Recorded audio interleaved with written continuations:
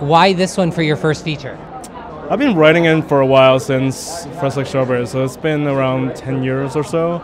Fresh Like Strawberries, you had like the same people, so you've been working with them forever, right? Yeah, so 10 years of working with these same people, so they're definitely families. And what for you is like one of the most memorable things? I'll say working with George Takei would be definitely the most memorable moments, and it was just meeting him, and also it was just such a rush because we had a really crazy day. We had to do 2 different scenes and 2 different locations, and they're both pretty big.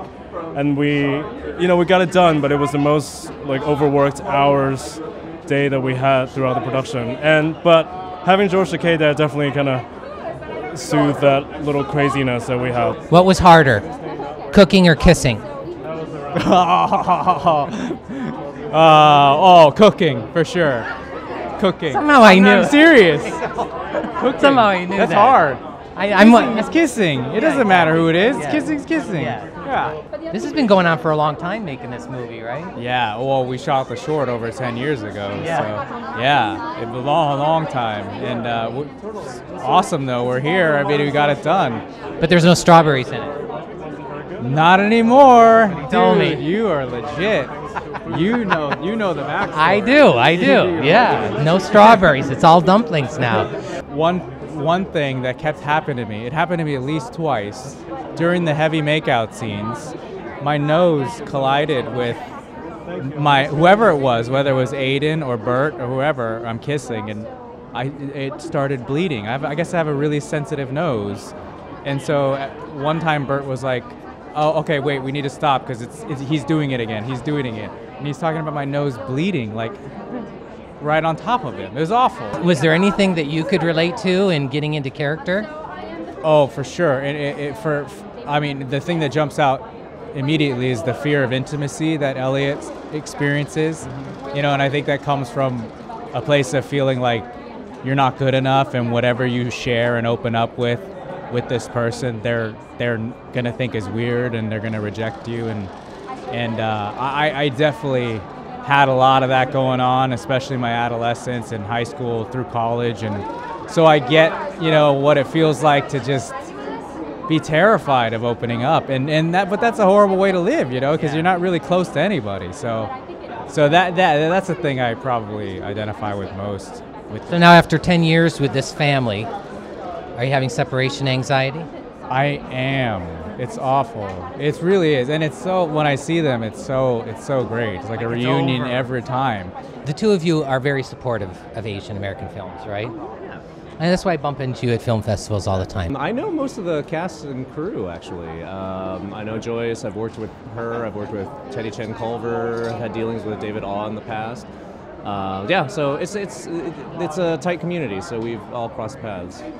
And I'm the same. I don't know all of those people that well, but I've known Sharon Omi, who's in it, for over 30 years. Wow. And she's only like 20. But we've seen each other through thick and thin as actors, women of color, actors, San Francisco, migrating down here. We've done a lot of theater, sort of fell into film and television, and we've gone through a lot. I heard and we're stories still about your surviving. group. I know, right? It's a very interesting group of people. Mm-hmm. And I've known her husband, Ken Narasaki, since college. So that was like 4 years ago you graduated? Exactly, the University of Washington.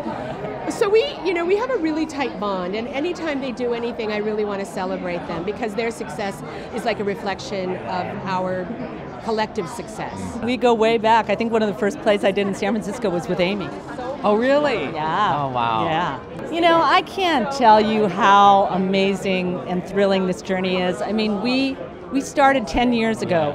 David shot us short. He was at LA Film Strawberry. School. Fresh Like Strawberries. Right, yeah. And my husband and I were in this classroom in the tiny desks, kind of like trying to audition in this like fluorescent light place. And we fell in love with David then, and it's been 10 years. So we've like worked on the script and developed everything, and it's kind of a miracle.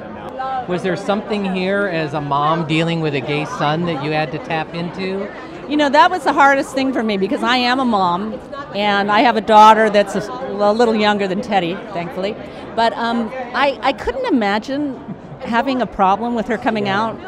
And so I went to the APIP flag meetings here in Los Angeles, and those people were amazing. I mean, they brought me in, and I kind of got to see the journeys they went on, and how courageous these parents were. I mean, they love their kids, and they've become activists in the process, you know, and so it was a great journey. What I love about David's movie is that I think that no matter what age you are or where you are in your life, there's always an opportunity to expand and to become more. And if you're courageous and you put yourself out there, like, incredible things can happen in your life, and I love that. And you've done a lot of independent stuff, which is what this is. Is it something that you're drawn to do an independent film? Here's what it is. I don't love movies to work on. I like watching them, but I find the process to be somewhat tedious. Independents are less tedious because they don't have enough money to make it tedious. So it makes it easier for me.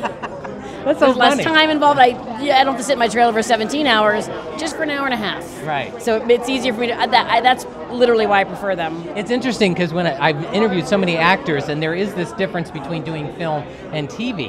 They're totally different animals. Oh, yeah. So I guess you're more of a TV person. I mean, listen, Steven Spielberg, if you're watching, totally a movie person for you.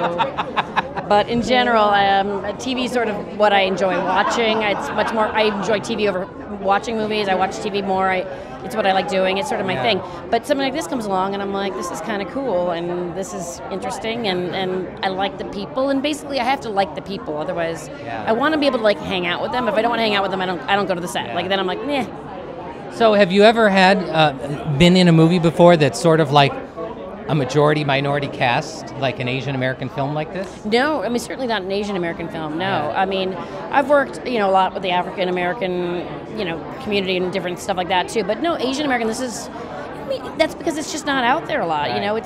This is wonderful. I was telling a friend of mine, it's about a gay Asian man and coming out to his family, and he's like, wow. I'm like, yep, never been done, I don't think. I mean, I've never seen it. The mother who's sort of going through what she's going through, there's a big arc to her, and sort of playing opposite her was really fun.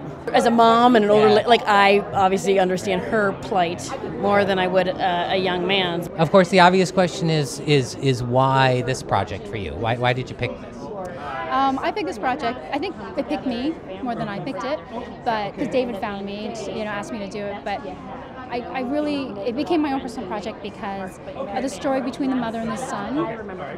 Because I'm a mother, and that relationship of growing into that relationship and evolving and trying to understand your child is really an important part of who I want to be as a mother, is to understand my son. And then the other element too is the social justice part of it, right? About LGBT issues, because I feel like if we give our audience a character who's real, who is relatable, who is just like any other person, the same depth of emotion and depth of experience, then they can't say, oh, that's a gay character, or I don't get them, right? All they can say is, I get him because I get that, right? And that will get them to think outside of these stereotypical boundaries or these caricatures or their fears. They'll get them to start seeing people as real people, regardless of their sexual orientation.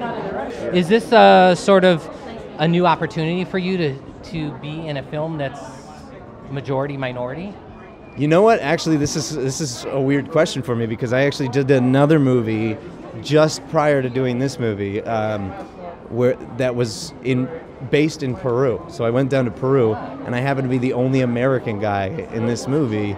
So I was still the minority down there. It was awesome. I mean, it's awesome to like be to envelop yourself in a very unique environment, especially like the basis of this movie. The culture of it is so there and so real, and it's really cool to kind of experience that through faking it almost, Okay, quickly. So, what brings you out for the film today?